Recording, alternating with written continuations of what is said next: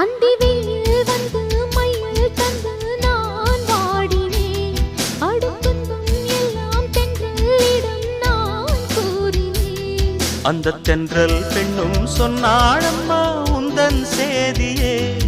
அவள் சொன்ன பின்பு மின்னல் போல வந்தேன் தேடியே.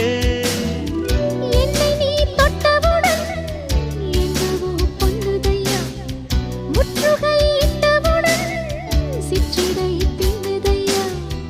வெட்கம் விடுமோ அச்சம் விடுமோ தக்க துணைதான் பக்கம் வருமோ.